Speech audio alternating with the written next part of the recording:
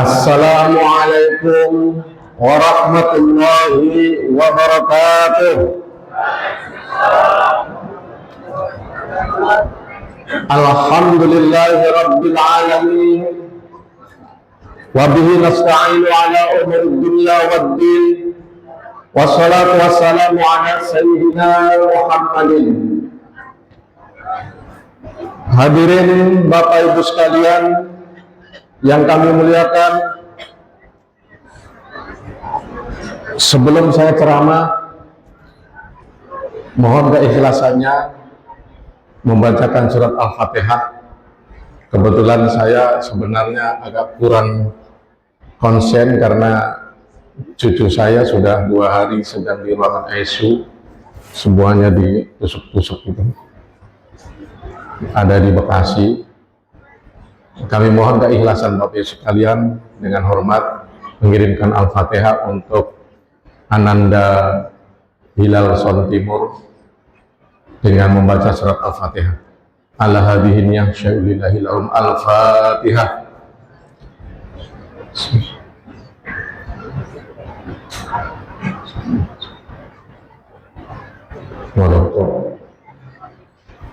Terima kasih.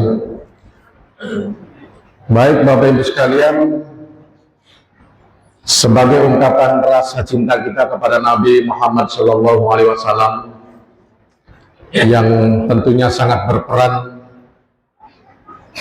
bagi kita semua dalam rangka beliau menuntun minaz zulumati ilan nur, maka kami juga mengajak Bapak Ibu sekalian mengawali ceramah ini dengan sama-sama membaca sholawat badar untuk beliau. Nanti ikuti saja. Salatullah salamullah ala toha rasulillah. Salatullah salamullah ala yasin habibillah. Mari berpuasa Ramadan dengan iman dan ihtisan, sholat raweh tiap malam, juga banyak baca Quran. Salatullah salamullah ala toha rasulillah. Salatullah salamullah ala yasin habibillah. Bersedekah dan zakat fitrah, Allah akan beri ampunan. Mari kita amalkan, 1 Syawal dapat kemenangan. Salatullah salamullah ala toha rasulillah. Salatullah salamullah ala yasin habibillah. Ya ayyuhalladzina amanu kutiba alaikumus syiyamu kama kutiba alal ladzina min qablikum la'allakum tattaqun. Ayat ini tentu Bapak Ibu sudah sering mendengarkan sejak awal bulan suci Ramadan. Saya tadinya sudah mau merubah tema ke tahap berikutnya, tetapi karena beberapa hari ini saya masih melihat ada yang merokok di siang hari, ya terutama memang anak muda, bapak-bapak yang laki-laki itu hampir ya.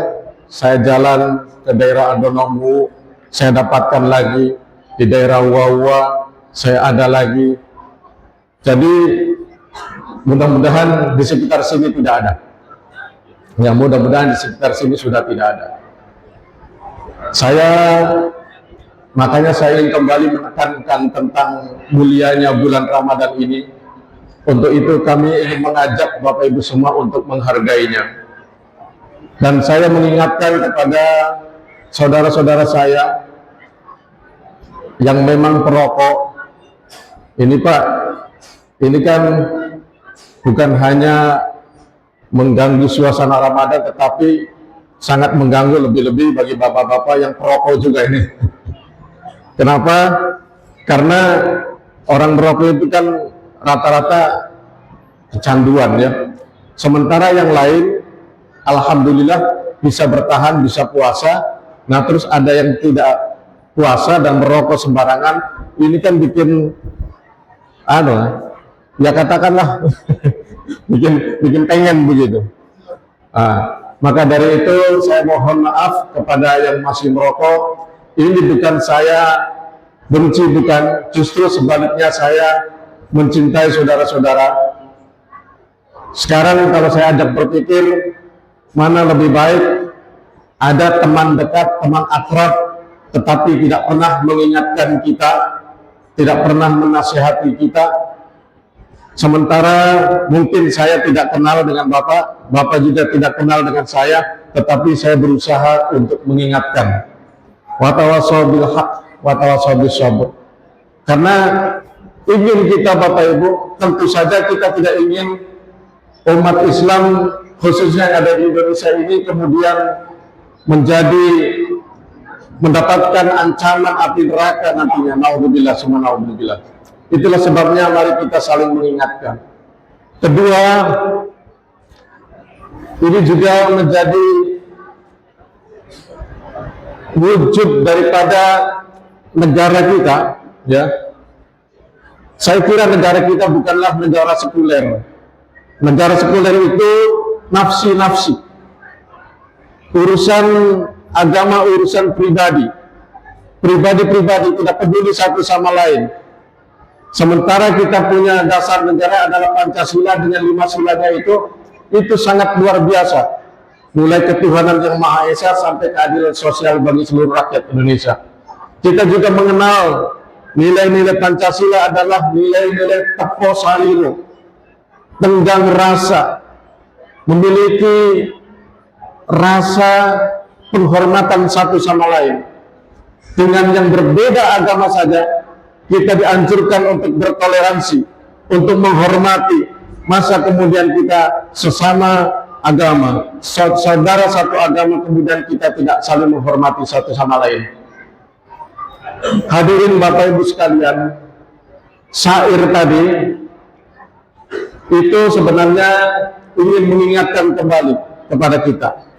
Mumpung di dalam bulan suci Ramadan, ini adalah kesempatan emas, kesempatan yang luar biasa untuk kita yang mohon maaf. Misalnya kita selama ini banyak melakukan maksiat, banyak melakukan dosa. Kesempatan emas untuk bertaubat di dalam bulan suci Ramadan. Adik-adik juga kesempatan emas untuk mendapatkan tarbiyah, mendapatkan didikan. Ya antara lain tadi, kita berpuasa di dalam bulan suci Ramadan dengan iman wahdi sabar. Kemudian juga kita banyak-banyak baca Al-Quran, kita banyak-banyak bersedekah, berzakat fitrah pada akhir Ramadan, sholat tarawih juga tiap malam.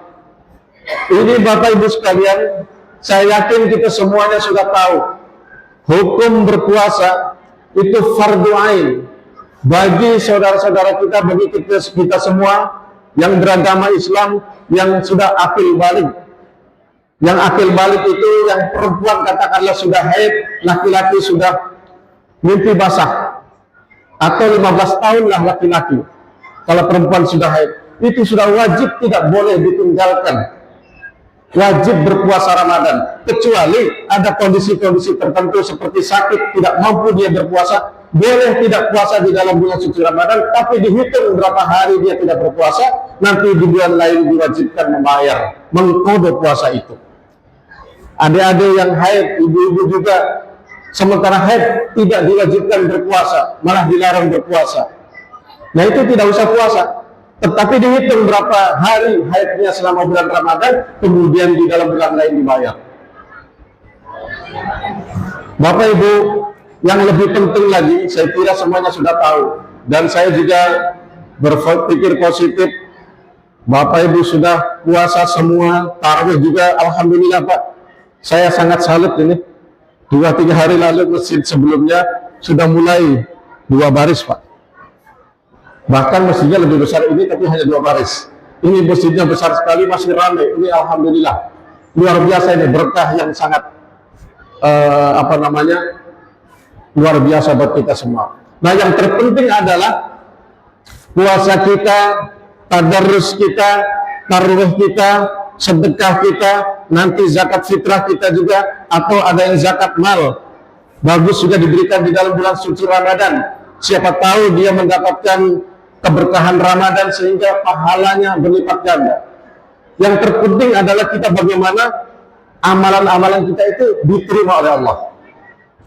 Kita memang tidak tahu Bapak Ibu amalan kita ini diterima atau tidak oleh Allah, tetapi ada indikasi-indikasinya agar amalan kita diterima oleh Allah.